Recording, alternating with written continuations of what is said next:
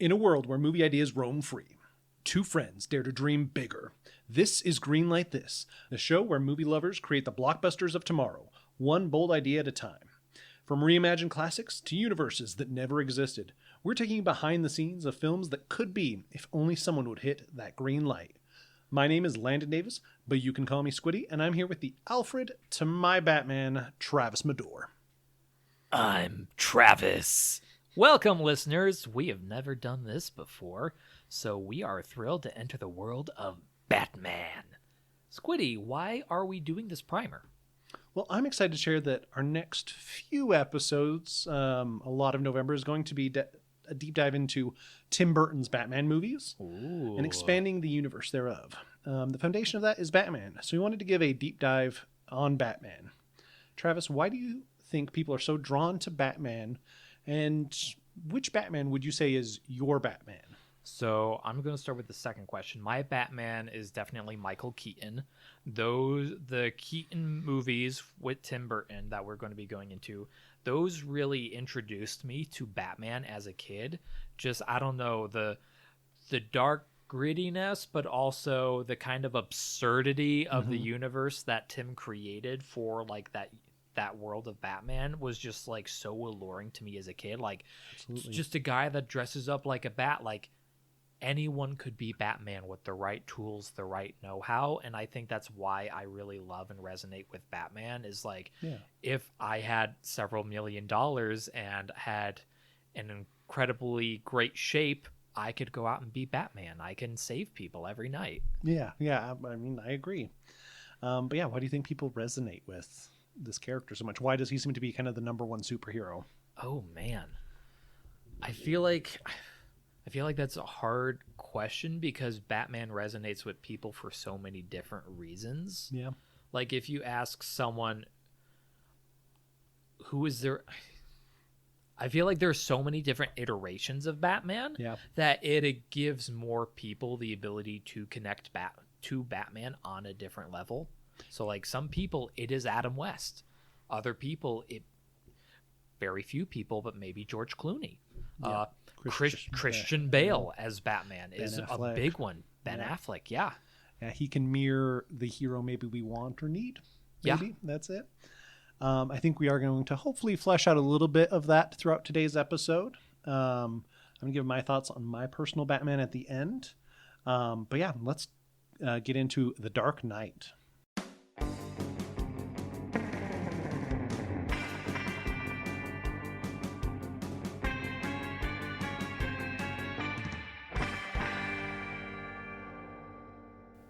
Okay. So, delving into Batman. Batman first flapped onto the page in Detective Comics number 27 in May 1939, created in the early planning by Bob Kane with essential shaping by Bill Finger, the man who quietly fixed many of Batman's core beats.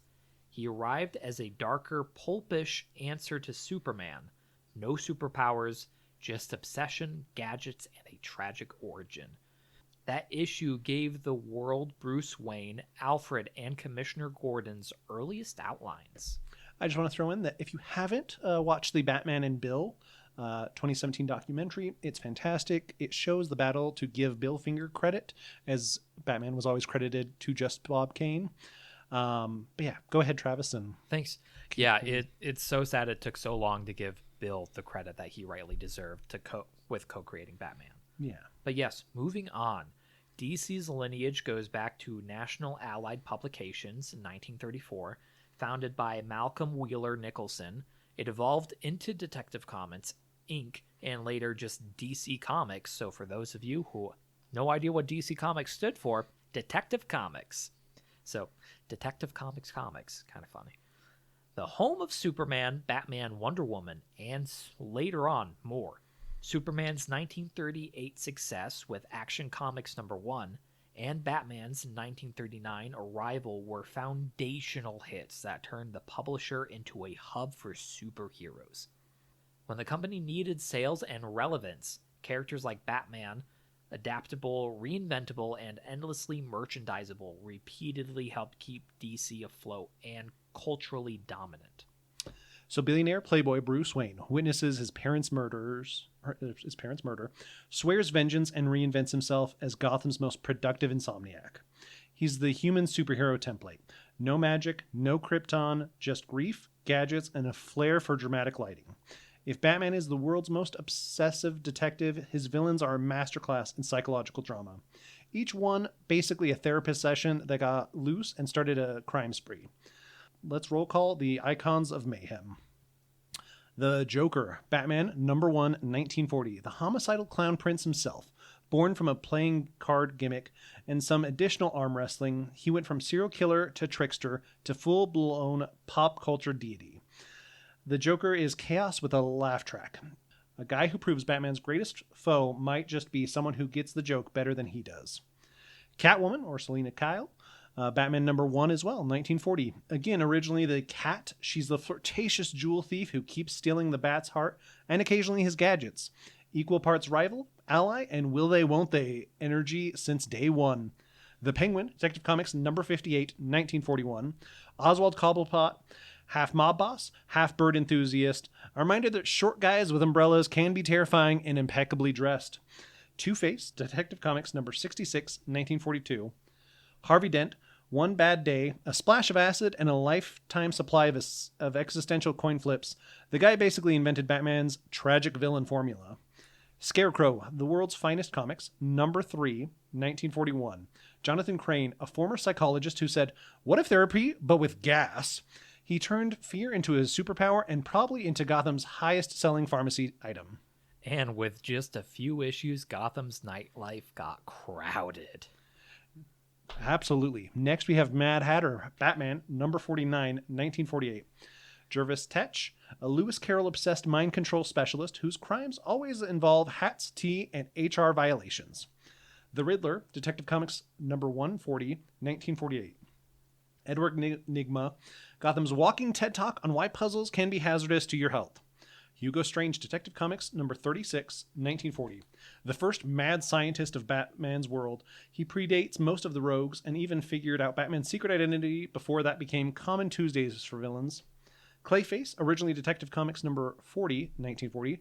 Actor Basil Carlo turned shapeshifter monster. He went from B-movie makeup artist to living mud sculpture.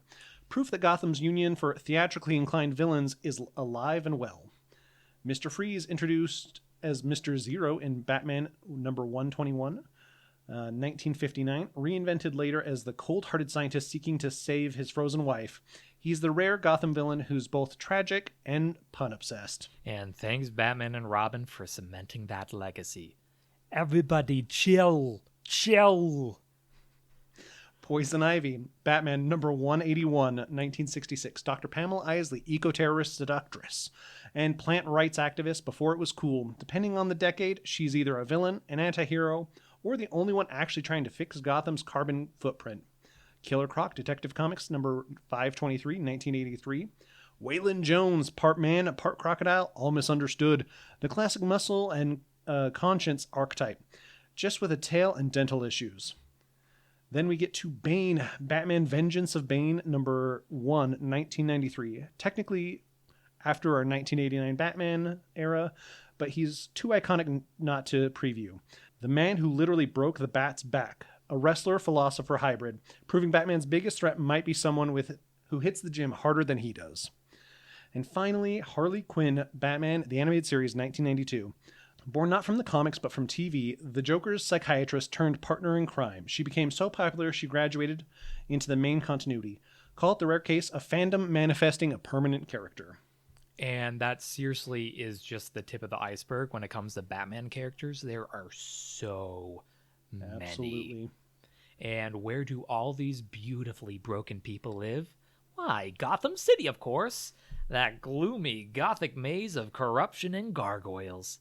Introduced early in the 1940s, first named explicitly in Batman number 4, it's less a city and more a character. Half urban legend, half Art Deco nightmare. The Batcave and Wayne Manor came soon after, making Bruce Wayne's real superpower owning prime real estate. Gotham became the the permanent stage where morality wears capes, cops rely on spotlights, and every psychiatrist in town eventually turns evil. So, Batman's comic tone has swung like a pendulum. It has changed so much over the years.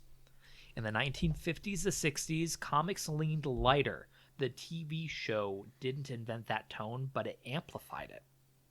In the early 1970s, editor Julia Schwartz paid writer Denny O'Neil and artist Neil Adams, stripping away many Silver Age sillinesses and bringing back detective grit and shadow, a crucial pivot back towards the darker, sharper Batman many fans recognize today.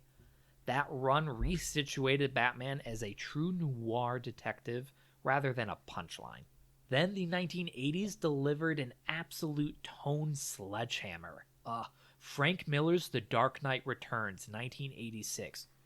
Chef's kiss, beautiful. Reimagined an older, harder Batman and Batman Year One, 1987, with Miller and David Mazzucchelli. I hope I'm saying that right, guys. They reset Batman's origin in a terse, street-level way that influenced comics, animation, and movies for decades. Alan Moore's The Killing Joke, 1988, again, another beautiful comic. Or graphic novel, you should say. Also redefined the Joker as a philosophical and terrifying mirror to Batman. These works directly shaped the mood of the late 80s Batman's resurgence. Batman teamed up with Superman in various team-ups from the Golden and Silver Ages onward. They shared anthology pages and had world's finest team-ups across the decades.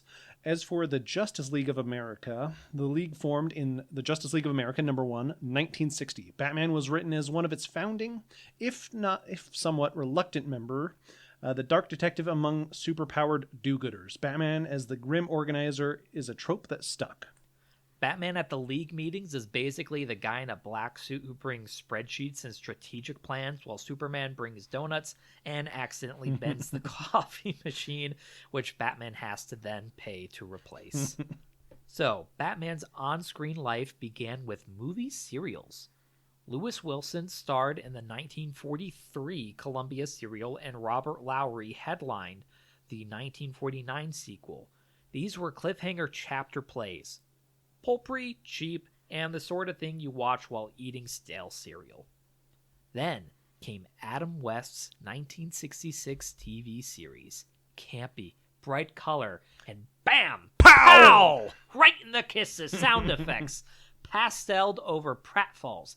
It made Batman a nationwide pop culture mascot, and spun a theatrical feature out of the show that same year. The tone shifted, Batman became family-friendly, jokey, and a TV variety show hero. For better or worse, Gotham wore neon spandex. Then, by the mid-80s, Batman has been remade on the page of the darker, mythic figure. Hollywood followed Tim Burton's 1989, starring Michael Keaton with Jack Nicholson as the Joker, my favorite, translated that darker gothic Gotham to the screen and treated Batman as a legitimate blockbuster property. The film opened June 1989 and smashed box office records, proving Batman could anchor major tentpole cinema and that the darker, stylized Batman had huge mainstream appeal. It also shifted the franchise tone away from the campiness of the 1966 and towards stylish, sometimes gothic seriousness. Say what you want about bat nipples, shark spray, or the 60s bat boat, but Burton's film convinced the whole world the billionaires with bat logos sell tickets. A lot of them. Why Batman stuck, and why we keep coming back. Flexibility. Batman can be dark. Batman can be campy, grim, dark, detective noir, sci-fi gadgeteer, or romantic lead. And that elasticity keeps reinventions possible. Psychology, a hero who's defined by trauma, discipline, and obsession, invites deep storytelling. A killer supporting cast. From Commissioner Gordon to Robbins to a rogues gallery that's as theatrical as it is monstrous. Cultural timing. At several points, post-TV era 70s revamp, 80s gothic novel renaissance, Batman's reworkings refocus the industry and readership, keeping DC commercially and creatively alive. If Batman's story so far proves anything, it's this. A broody billionaire with a specialty in dramatic entrances will outlast fashions, editorial trends, and questionable bat gadgets. From Detective Comics' pulp pages to Burton's rain-slicked alleys. Gotham's favorite nocturnal problem solver became a cultural Swiss Army knife, useful for drama, satire, blockbuster exploitation, and occasionally licensed lunchboxes. Lastly, I want to add my Batman. In 1992, Batman found his voice. Enter Kevin Conroy, classically trained, Shakespearean, and armed with vocal cords that could make thunder jealous. When Batman the Animated Series hit the air, Conroy didn't just play Batman. He became the sound of him. He split delivery. Calm, warm Bruce Wayne by day. Deep, stoic Batman by night. That set the standard for every Bat voice to come. He voiced characters across 30 years, from Mask of Phantasm to the Arkham games, right up until his final return in the Crisis on Infinite Earths, a crossover. Before Conroy, Batman was a role. After him, it was a vocal identity. Ask any fan to do the voice, and you're really asking them to do his voice. What made the legacy even more profound is that Kevin Conroy was a gay man, something he spoke about later in life with grace and honesty. In a world where superheroes were often written as macho, stoic, and straight by default, his truth added something beautiful, real to the myth. When you think about it, Batman has always been a little queer-coded. The double life, the chosen family of outcasts, the secret identity there that's both a burden and a freedom. He's a man navigating performance, intimacy, and isolation, things that resonate deeply with the LGBTQ community. Conroy gave Batman that hidden tenderness, that flicker of humanity beneath the armor. His portrayal wasn't just about vengeance, it was about empathy. And for queer fans, seeing, or rather hearing, that's the ultimate symbol of strength, justice, and complexity was voiced by someone who'd lived his own battles. That meant something huge. Kevin Conroy didn't just voice Batman. He helped millions of people feel seen through the mask. Kevin Conroy passed away in November 2022, and the bat signal hasn't shown quite the same since. Fans didn't just mourn an actor, they mourned the voice in their heads, the one that told them that justice mattered, even in the dark.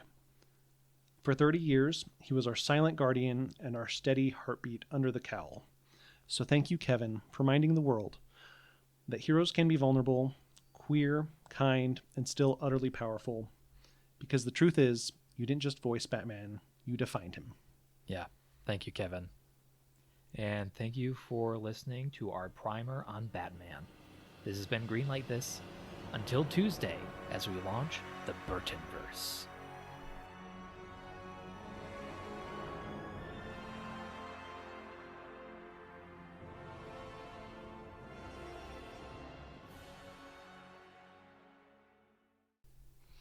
Da da da da da da da da da da da.